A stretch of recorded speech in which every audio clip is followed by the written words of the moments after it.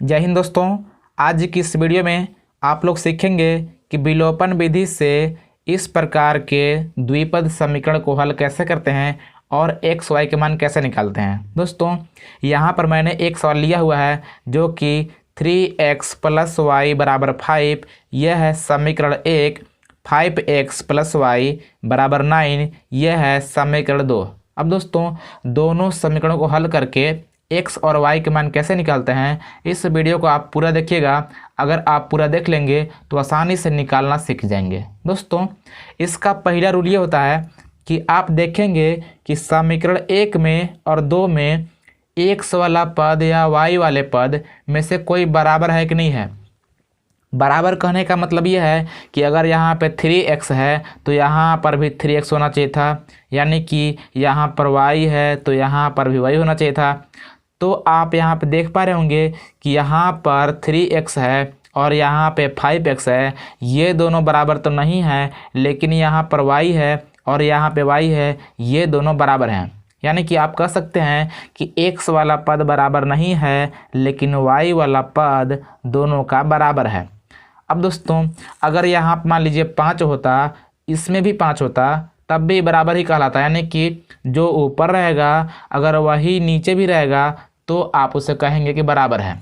अब दोस्तों अगर बराबर होता है तो करना ये होता है कि आप ये देखिएगा कि जो दोनों का चिन्ह है, चिन्ह सेम है कि डिफरेंट है। सेम कहने का मतलब कि दोनों प्लस प्लस है कि दोनों माइनस माइनस है। डिफरेंट कहने का मतलब कि एक ठो प्लस एक ठो माइनस है। अब दोस्तों अगर दोनों चिन्ह सेम रहेगा, सेम कहने का मतलब अगर दोनों प्लस रहेगा तब भी, दोनों माइनस रहेगा तब भी, आप लिखेंगे घटाने पर। क्या करेंगे? लिखेंगे घटाने पर। अब दोस्तों घटाने पर इसलिए लिखते हैं क्योंकि हम लोग को जो बराबर होता है x या y वाले पद, उसको हम लोग को काटना होता है। यानी कि कटे कब? अगर घटाएंगे तभी तो कटेगा।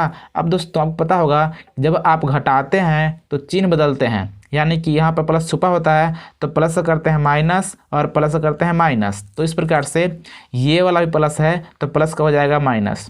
दोस्तों यहाँ पर कोई चिन्ह नहीं था, इसका मतलब ये होता है कि यहाँ प्लस का चिन्ह होता है, छुपा होता है। तो प्लस करेंगे माइनस, यहाँ प्लस था करेंगे माइनस, यहाँ भी प्लस छुपा था तो हमने लिख दिया माइनस। अब दोस्तों यहाँ पर आप देखेंगे कि ऊपर वाला 3x प्लस है और नीचे वाला 5x माइनस में हो गया। तो आपको पता होगा कि अगर एक ठो संख्या प्लस एक ठो संख्या माइनस होता है तो वहाँ पर घटता है।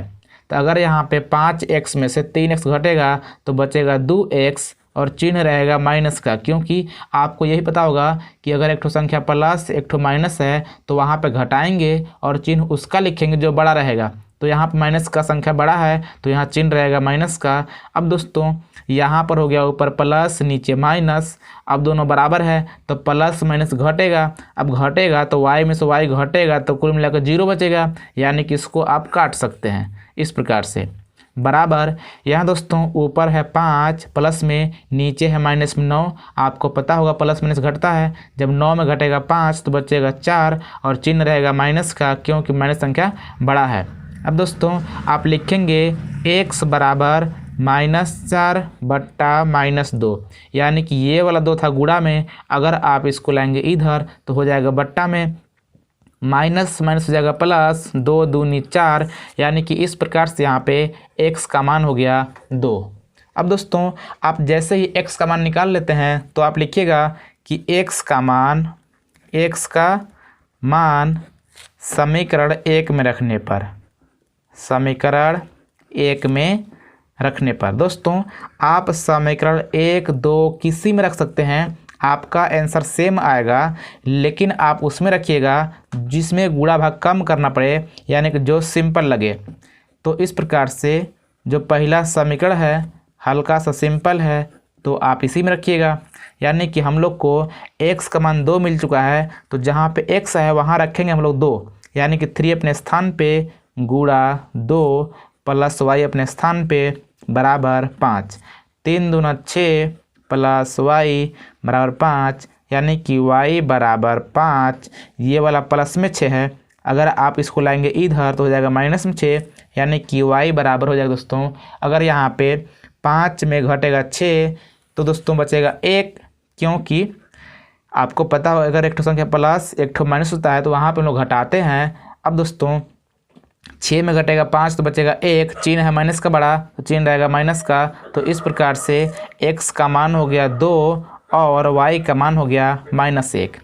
इस प्रकार दोस्तों उम्मीद करता हूँ कि अब आप आसानी से इस प्रकार के विलोपन विधि से द्विपद समीकरण को हल करना सीख गए होंगे। दोस्तों अगर यहाँ पे चिन्ह एक ठो प्लस एक ठो माइनस होता तो यहाँ पे लिखते जोड़ने पर, और अगर प्लस माइनस पहले से ही होता तो हम लोग यहाँ चिन्ह नहीं बदलते, सीधा सा घटा काट देते और यहाँ पे जोड़ लिए होते। लेकिन अगर चिन्ह सेम रहेगा तो आप लिखेंगे घटाने पर और चिन्ह बदल करके इस प्रकार से आप कर पाएंगे। दोस्तों उम्मीद करता हूँ कि अब आप इस प्रकार के सवालों को कर लेंगे। दोस्तों अगर आप नहीं भी सीख पाए होंगे तो इस प्रकार के वीडियो इस चैनल पे बहुत सारा है, आप प्लेलिस्ट में जाकर देख सकते हैं। और दोस्तों इस चैनल को सब्सक्राइब कर लीजिए क्योंकि इसी प्रकार के वीडियो आपको हमेशा मिलते रहेंगे। मिलते हैं किसी अगले वीडियो में, तब तक नमस्कार, जय हिंद।